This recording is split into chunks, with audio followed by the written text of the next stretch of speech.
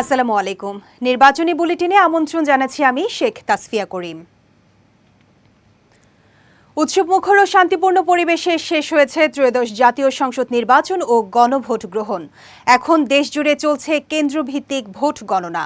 এর আগে সকাল 7:30টায় সারা দেশের 42,779টি কেন্দ্রে একযোগে ভোট গ্রহণ শুরু হয়। টানা 9 ঘণ্টা বিরতিহীনভাবে চলে ভোট গ্রহণ। তবে শেরপুর 3 আসনে এক প্রার্থীর মৃত্যুর কারণে সেখানে ভোট গ্রহণ স্থগিত রাখা হয়। ত্রয়োদশ জাতীয় সংসদ নির্বাচনের চূড়ান্ত ফল ঘোষণার পরও রাজনৈতিক দলগুলোকে গণতান্ত্রিক শালীনতা অটুট রাখার আহ্বান জানিয়েছেন প্রধান উপদেষ্টা ডক্টর মোহাম্মদ ইউনূস। বৃহস্পতিবার ভোট গ্রহণ শেষে প্রধান উপদেষ্টার প্রেস উইংয়ের এক বিবৃতিতে এ তথ্য জানানো হয়। বিবৃতিতে নির্বাচন ও গণভোট সুষ্ঠুভাবে অনুষ্ঠিত হওয়ায় জাতির প্রতি কৃতজ্ঞতা জানান তিনি। অনেক এলাকায় জাল ভোট ও মৃত মানুষের ভোট দেয়া হয়েছে বলে অভিযোগ করেছে বিএনপি। বৃহস্পতিবার সন্ধ্যায় এক সংবাদ সম্মেলনে দলটির নির্বাচন পরিচালনা কমিটির মুখপাত্র মাহদি আমিন এই অভিযোগ করেন। বলেন, নির্বাচনকে বিতর্কিত করতে গতকাল থেকে সহিংসতা, টাকা ছড়ানো সহ নানা অপকর্মে লিপ্ত ছিল একটি দল। বিএনপির বিপুল বিজয় সুনিশ্চিত জানিয়ে তিনি বলেন, ভোট গণনা পর্যবেক্ষণ করছে বিএনপি। জনগণের রায়ের মধ্য দিয়ে আগামীকাল থেকে নতুন বাংলাদেশের যাত্রা শুরু হবে বলে মন্তব্য করেছেন জাতীয় নাগরিক পার্টির আহ্বায়ক ও ঢাকা 11 আসনে 11 দলীয় ঐক্য মনোনীত প্রার্থী মোহাম্মদ নাহিদ ইসলাম। একই সঙ্গে আগামী কয়েক ঘণ্টা ভোটারদের সর্বোচ্চ সতর্ক থাকার আহ্বান জানিয়েছেন তিনি। বৃহস্পতিবার বিকেলে নিজের ভেরিফাইড ফেসবুক পেজে দেয়া এক পোস্টে তিনি এই আহ্বান জানান।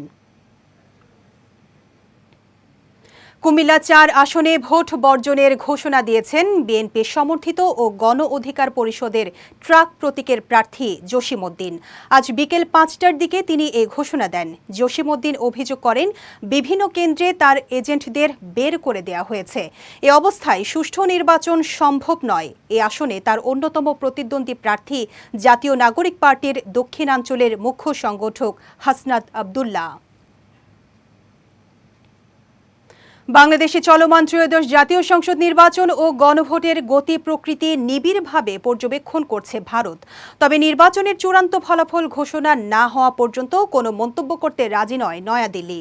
বৃহস্পতিবার ভারতের পররাষ্ট্র মন্ত্রণালয়ের নিয়মিত ব্রিফিংয়ে মুখপাত্র রণধীর জয়সওয়াল এ কথা জানান। বলেন, নির্বাচনের ফলাফল না আসা পর্যন্ত অপেক্ষা করা উচিত।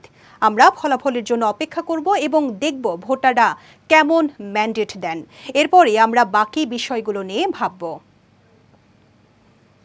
দর্শক, নির্বাচন কমিশনের সর্বশেষ আপডেট জানাতে আগারগাঁওয়ের নির্বাচন ভবন থাকে এই মুহূর্তে আমাদের সঙ্গে সরাসরি যুক্ত হচ্ছেন সহকর্মী সায়ন সাব্বির। সরাসরি যুক্ত হচ্ছি তার সঙ্গে।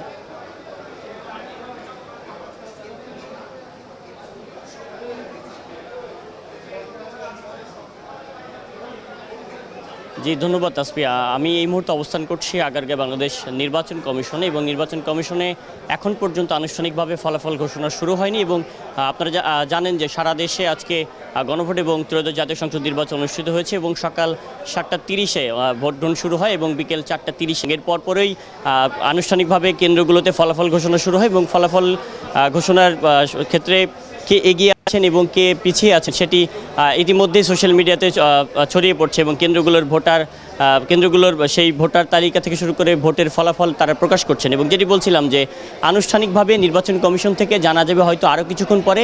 এখন পর্যন্ত বাংলাদেশ নির্বাচন কমিশনে এখানে সিনিয়র সচিব থেকে শুরু করে সিইসি বা কোনো ইলেকশন কমিশনারই আসলে এখানে এসে কিন্তু এখন পর্যন্ত আনুষ্ঠানিকভাবে ব্রিফিং শুরু করেন। অর্থাৎ বাংলাদেশে আজকে নির্বাচন অনুষ্ঠিত হচ্ছে 299টি আসনে। কোন দলের প্রার্থী এগিয়ে আছেন বা পিছিয়ে আছেন সেটি আমরা আনুষ্ঠানিকভাবে জানতে পারবো যখন আসলে নির্বাচন কমিশন থেকে আনুষ্ঠানিকভাবে এখানে ব্রিফিংয়ের মাধ্যমে জানানো হবে। এবং এখনও পর্যন্ত সেই ব্রিফিংটি শুরু হয়নি এবং ধারণা করা যাচ্ছে যে হয়তো 30 মিনিট থেকে 1 ঘন্টার মধ্যে সেই আনুষ্ঠানিকভাবে সেই ঘোষণাগুলো শুরু হতে পারে। এবং পর্যায়ক্রমে কেন্দ্রগুলো সব কর্মকর্তা থেকে নির্বাচনে আস্তে আস্তে আসন ভিত্তিক সমতা এবং আসন ভিত্তিক ভাবে নির্বাচন কমিশন থেকে এখান থেকে সিনিয়র সচিব বা যে কোনো একজন নির্বাচন কমিশনার এখান থেকে আনুষ্ঠানিকভাবে জানাবে। তাসফিয়া, এই ছিল আমার কাছ থেকে নির্বাচন কমিশন থেকে সর্বশেষ তথ্য। সাব্বির, আপনাকে ধন্যবাদ।